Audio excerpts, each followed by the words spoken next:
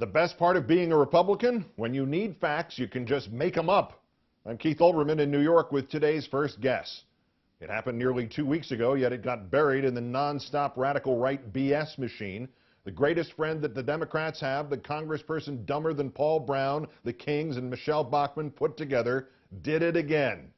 Jean Schmidt of Ohio. The Schmidt has hit the fan once more.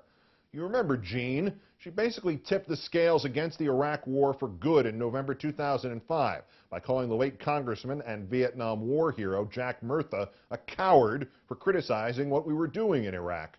The good burghers of the suburbs east of Cincinnati keep sending her back to Congress, where she has now been humiliating them for nearly 6 years. If it's wrong, you can count on Congresswoman Schmidt to defend it. If it hurts people, you can count on Congresswoman Schmidt to champion it. If it's a lie, you can count on Congresswoman Schmidt to shout it. Federal law already prohibits taxpayer money from funding abortions.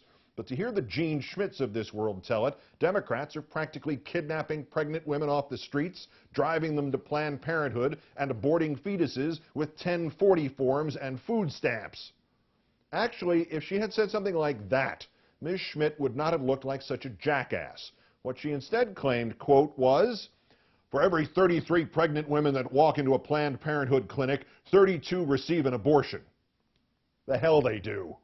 Planned Parenthood keeps meticulous records, and they have to. They are breaking several laws if they don't.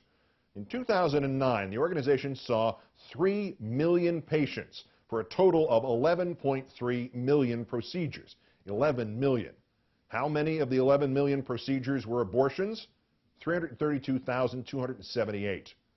35% of Planned Parenthood services providing contraception, 35% more testing for sexually transmitted diseases and treating them.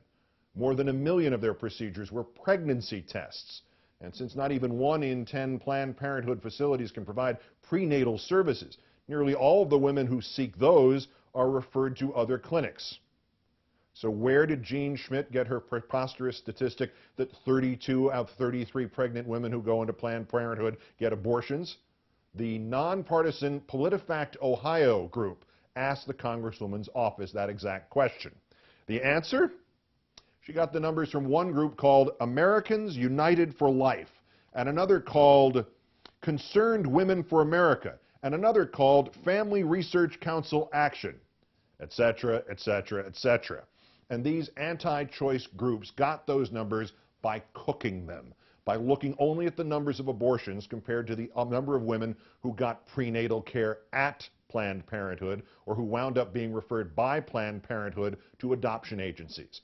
They left out all the pregnant women who found out they were pregnant or were tested for sexually transmitted diseases or were sent elsewhere for prenatal care. They took out all the numbers that would reduce the statistic and went instead with their paranoid fantasy because they may claim to be pro-life, but they are clearly not pro-truth. Caught lying again, Congresswoman Schmidt is advised to try the John Kyle route. When he made up a statistic about how many of Planned Parenthood patients get abortions, he said it was 90%. The junior senator from Arizona later amended it to claim that his lie was, quote, "not intended to be a factual statement." That remarkable admission of mendacity and guilt was not enough for Mr. Kyle. He has since utilized the senator's right to, quote, edit the transcript of their floor remarks before publication in the Daily Record or the Permanent Record. His statement on the Senate record that 90% of what Planned Parenthood did was abortions, that now reads, if you want an abortion, you go to Planned Parenthood, and that is what Planned Parenthood does. He laundered it. He sanitized it. He turned an outright lie designed to inflame public opinion into a benign, albeit stupid, tautology. If only we could do the same to his entire tenure in the Senate and Ms. Schmitz in the House.